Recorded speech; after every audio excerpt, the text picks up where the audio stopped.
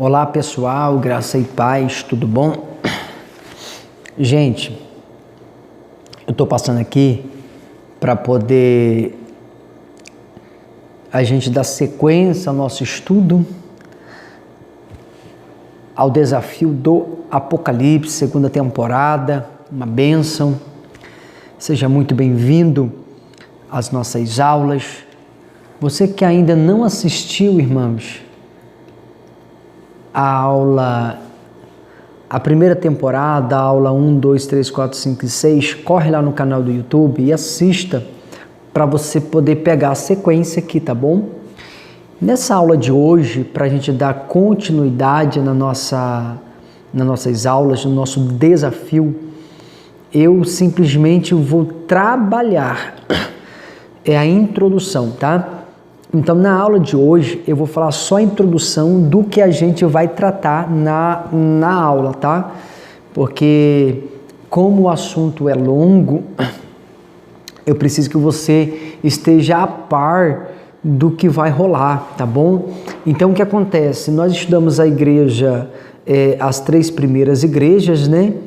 E agora nós vamos estudar as 4 últimas igrejas do Apocalipse. Na verdade, nós estudamos o capítulo 1 e o capítulo 2 até o versículo de número 17, correto? Então, a partir de agora, nós vamos falar sobre o capítulo de número 2 a partir do versículo de número 18, tá? Então, seja muito bem-vindo. Eu vou pedir para você deixar o seu comentário, tá? O que você tiver de dúvida, deixa aqui, mande também lá no nosso grupo do Telegram, porque vai ser de suma importância, vai ser uma aula extraordinária. Eu quero pedir para que o Espírito Santo de Deus te prepare para este momento. Quero pedir para que o Espírito Santo de Deus venha tirar de nós toda aquela religiosidade, né? Como você sabe, gente, o nosso desafio do Apocalipse, estamos estudando detalhadamente, versículo por versículo, texto por texto, palavra por palavra, tá? Então, assim, eu não tenho vindo aqui e não tenho falado para você, né? Você precisa me pagar para poder a gente estudar. Então, na verdade, eu estou investindo para poder trazer essas aulas, né? E por que eu estou te falando isso? Porque a ideia, o que eu quero que você entenda, é que você venha valorizar esse tempo que você está tendo com a gente aqui, né? Então, você que estudou comigo a primeira temporada, né?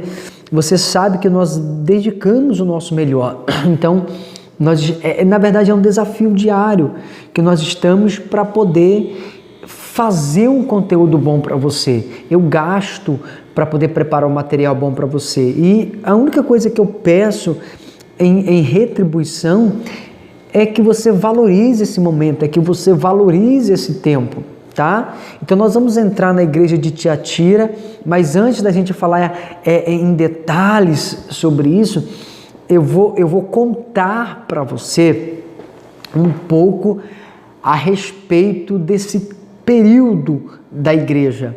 Eu já disse para vocês que as 7 igrejas do Apocalipse, elas acontecem, ela pode ser interpretadas de 3 maneiras. Na verdade, elas subsistem como que eu vou dizer? Em 3 momentos, para dizer assim. Então, a gente interpreta as 7 igrejas as 3 visões. A visão profética, que é Deus profetizando. Nós temos o tempo das igrejas, que é o período histórico da igreja. Então, o período histórico da igreja é o que aconteceu no decorrer da história, desde que as igrejas as cartas dessas igrejas foram escritas, no decorrer do tempo, nos séculos, o que aconteceu na história. E nós interpretamos também as igrejas como a interpretação pessoal. Então, são as 3 interpretações. A interpretação profética, a interpretação histórica e a interpretação pessoal, porque nós também somos igrejas. Ok até aqui? Então, assim, Antes de mais nada, eu quero que você entenda o quê? Que das 7 igrejas do Apocalipse, 3 delas, as 3 primeiras igrejas, elas ficaram no tempo, elas já passaram essas igrejas, tá? Então, a era dessas igrejas, elas ficaram para trás, então elas já passaram. Sendo assim, sobra no tempo, na história, as 4 últimas igrejas. Então, até mesmo para a gente entender a respeito do arrebatamento da igreja, para entender a volta do Senhor Jesus, é importante a gente saber desses detalhes, que as 3 primeiras igrejas já passaram, mas as últimas 4 ainda não passou. Elas, na verdade, essas igrejas, elas vão permanecer até a volta do Senhor Jesus. Ok até aqui? Então, quando a gente vai olhar, por exemplo, para a visão pré-tribulacionista, que na maioria das vezes, né, os protestantes, por assim dizer, em algumas igrejas protestantes, né, que se acham que sabem demais, porque as igrejas não estarão aqui, mas na verdade é o seguinte, as 3 primeiras igrejas já passou e as últimas 4 vai ficar até a volta do Senhor Jesus, enfim. Você vai entender mais para frente o que eu quero dizer com isso, tá bom? Beleza, pessoal? Então vamos lá? Antes de eu contar para você, eu quero recapitular com você aqui sobre o capítulo 2, versículo de número 17. Capítulo 2, versículo de número 17, né? Que vai falar a respeito da pedra branca. Então, só para a gente dar uma recapitulada na aula passada. Então, a pedra branca na Bíblia, né? Quando a Bíblia vai falar da pedra branca, nós, biblicamente falando, somos chamados de pedras vivas. E a gente, eu e você, nós ainda não fomos feitos pedras brancas, como está no texto. Porque o que é a pedra branca? Branca é livre de sujeira, livre de pecado, é um estado perfeito, uma pedra lapidada, branca, perfeita, é a pedra perfeita, ok?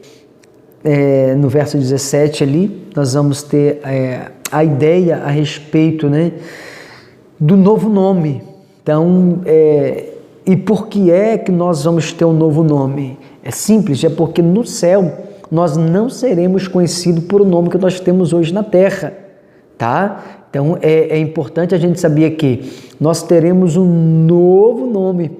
Esse nome será perfeito e seremos perfeitos. Eu e você estaremos em um estado perfeito, ok? Então, como diz aqui Apocalipse 2,17, ao que vencer darei de comer do maná escondido e dar-lhe uma pedra branca, e na pedra um novo nome escrito, o qual ninguém conhece senão aquele que o recebe. Então, a ideia do texto nós seremos conhecidos com um novo nome, tá bom? O nosso nome estará escrito na pedra branca, só que nós seremos a própria pedra. Eu sempre me questionava, né? Me perguntava, que pedra é essa? Branca, que pedra branca é essa? Na verdade, essas pedras seremos nós mesmos. Cristo, quando veio à Terra, ele foi chamado de a pedra única. E em Zacarias, capítulo 3, versículo 8 e 9, nós já falamos isso na temporada passada, mas Cristo, ele é chamado da pedra que tem os 7 olhos nela. Consegue entender ou não? Então, qual que é a ideia? A ideia nós seremos perfeitos, nós estaremos em um estado perfeito, purificados, sem pecado e sem mácula, ok? Então, assim, como eu disse para você, as 3 primeiras igrejas passaram, as 4 últimas não passaram, mas elas vão permanecer até a volta do Senhor Jesus. Ok até aqui, pessoal? Então, vamos entender como é que nós sabemos que as 3 primeiras igrejas, elas já passaram e as outras 4 ainda vão estar aqui por consequência da volta do Senhor Jesus. A ideia é simples. É porque em Apocalipse 2,7, Apocalipse 2,11 e Apocalipse 2,17 vai sempre trazer a ideia. Quem tem ouvido, ouça o que o Espírito diz à igreja. E, posteriormente, vai trazer a promessa ao vencedor. Ao vencedor, eu darei, e vai dar a sequência de alguma coisa. Então, assim, só que isso nas 3 primeiras cartas, nas 3 primeiras igrejas. Então, primeiro o Espírito fala e depois vem a promessa. Mas nas últimas 4 cartas, a ordem é invertida. A ordem inverte. Então, em Apocalipse 2, 26 até o 29, em Apocalipse 3, versos 5 e 6, em Apocalipse 3, verso 12 e 13 e Apocalipse 3, 21 e 22, a ordem é invertida, né? Nas 3 primeiras o Espírito fala e depois vem a promessa. Mas nas últimas 4, primeiro vem a promessa ao vencedor e depois o Espírito fala, tá? E por que a ordem inverteu? É porque as 3 primeiras igrejas, elas passaram um tempo, elas não existem mais, e as 4 últimas vão estar aqui para a volta do Senhor Jesus. Nós vamos falar mais sobre isso em detalhes mais para frente, ok? Mas, dando sequência aqui em Apocalipse, capítulo de número 2, versículo de número 18, eu vou contar para você uma história e depois nós vamos entrar propriamente dito no texto, tá? Logo, a igreja de Tiatira, que significa sacrifício. Então, essa igreja de Tiatira, ela vai estar aqui quando o Senhor voltar. Essa igreja, ela não passa. A igreja de Tiatira representa a consumação da igreja católica apostólica romana do século V. Então, é a igreja do tempo medieval. Nós sabemos que o ápice da reforma, o clímax, por assim dizer, aconteceu com Lutero, mas a reforma protestante já havia acontecendo há muito tempo dentro da igreja. Consegue entender? Então, assim, não levava o nome de reforma protestante, porque era, na verdade, uma revolta de alguns crentes dentro da igreja que queriam continuar fiéis à palavra, mas não podiam. E por que eles não podiam? Porque nesse tempo a Igreja Católica Apostólica Romana, na verdade, eles não seguem a Bíblia, eles seguem os dogmas e preceitos. O Papa não tem um compromisso com a Bíblia, ele tem compromisso com as doutrinas da igreja, com os dogmas e com os seus preceitos, e que por muito tempo foi a lei que imperou na terra, os dogmas da própria Igreja Católica Apostólica Romana. Então, vai entrar em cena, vai entrar em evidência o que eles chamaram de Santa Inquisição. E em Apocalipse, a Santa Inquisição do século V, biblicamente falando, a Bíblia vai chamar de as profundezas de Satanás. E como é que isso funcionava? A igreja e o Estado, eles se juntam.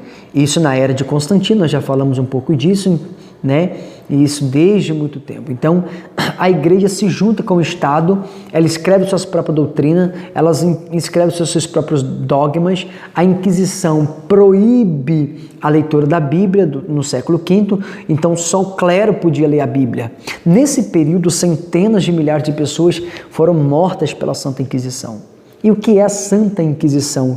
O que eles chamam de Santa Inquisição, na verdade, de santa não tem nada, era um grupo de pessoas no seio da igreja que receberam o poder do Estado para irem de cidade em cidade, de país em país, para inquirir sobre os denominados hereges. E quem são os hereges? Hereges, segundo a Santa Inquisição, são todos que não andam segundo os dogmas, segundo os preceitos da Igreja Católica Apostólica Romana. Foi o tempo de maior chacina da história, o que se deu também o nome de máquinas mortais. Foi um período de muita atrocidade. Se você fazer um breve levantamento aí pela internet, pesquisar lá Santa Inquisição, máquinas mortais, você vai ter, então, acesso aí a documentários, a textos, a história, né? Então, esse grupo que tinha o poder do Estado com a igreja, eles pegavam a carta que era escrita pelo Papa e saíam em busca dos hereges, né? Então, eles chegavam diante dos hereges, eles liam essas cartas e, de acordo com o que eles iam lendo, eles iam dando a oportunidade para os hereges se manifestar, reconhecer que eles estavam contra os dogmas da igreja, que eram de fato hereges, mas que a partir daquele momento eles seguiriam os dogmas da igreja. Então, logo, quando eles fizessem isso, eles recebiam a denominada graça, que era a oportunidade de não morrer pelas máquinas mortais da Igreja Católica Apostólica Romana, chamada de Santa Inquisição. Mas é onde que mora o problema? O problema é que muita gente que não gostava um do outro, eles se denominavam hereges, simplesmente para pegar, por exemplo, uma pessoa não gosta da outra, ela se passava como herege para denunciar a outra, para então mandar a outra pessoa, porque assim, eu sou herege, então eu me declaro herege. Só que para mim receber a graça deles, eu preciso denunciar aonde estão os outros hereges. Consegue entender? Então, nesse tempo, as pessoas se passavam por hereges para poder denunciar as pessoas com quem elas tinham rixa. Para quê? E por que isso acontecia? Isso acontecia por causa de rixa. Então, muita gente inocente foram mortas nas fogueiras. Então, eu postei um tempo atrás, na verdade em 2018, algumas imagens que está lá no meu perfil do Facebook sobre umas imagens que foram vazadas do museu lá de Amsterdã. Então as máquinas como eram usadas para poder matar pessoas, né? Então foi um tempo de chacina muito grande. Então nesse tempo vai surgir o primeiro desafio contra a igreja, que foi uma publicação feita por Nicolau Copérnico. É uma carta que ele escreve, depois ele publica como livro.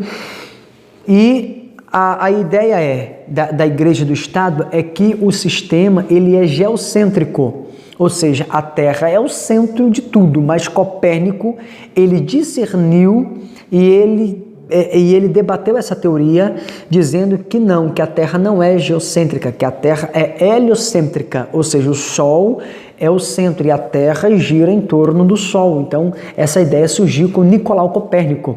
Então, quando ele publica esse livro, ele é preso pela Santa Inquisição, declarado como herege. Os seus escritos também foram sentenciados como heresia. Então, isso porque a Igreja Católica unida com o Estado tinha um poder muito grande.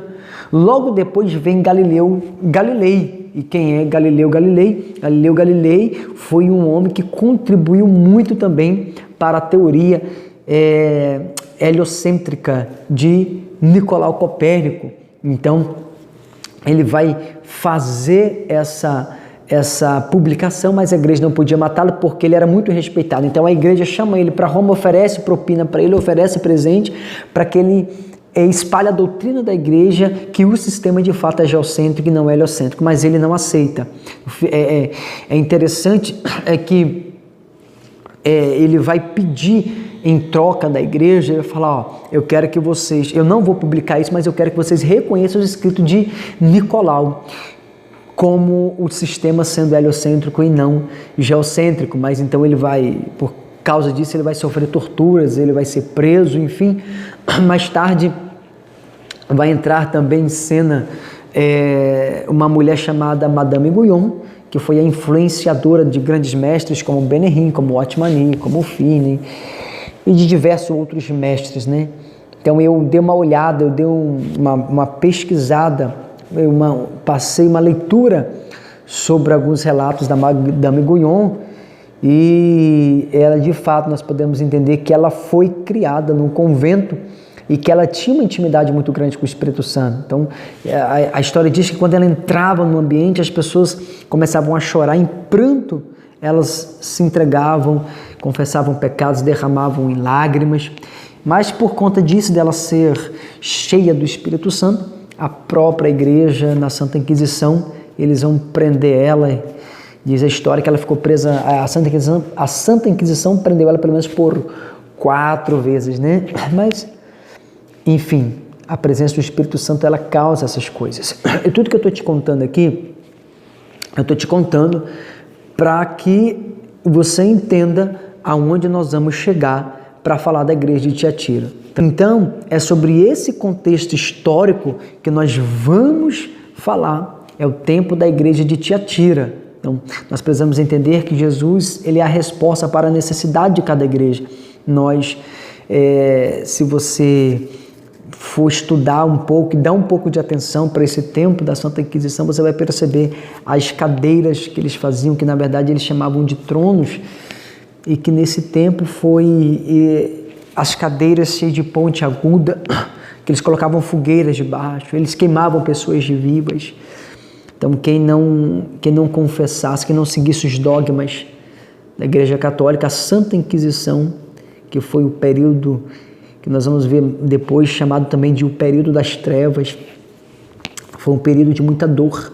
Muitas pessoas sofreram nesse tempo. Muitas pessoas sofreram nesse tempo.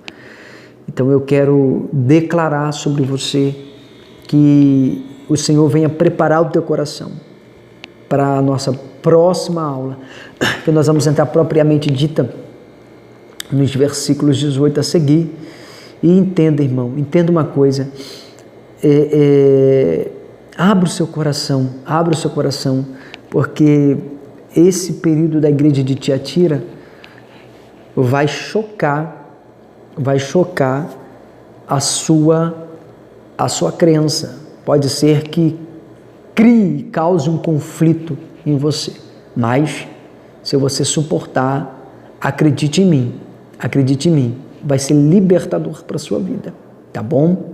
Que o Espírito Santo de Deus te abençoe, fica na paz do Senhor Jesus e até a nossa próxima aula.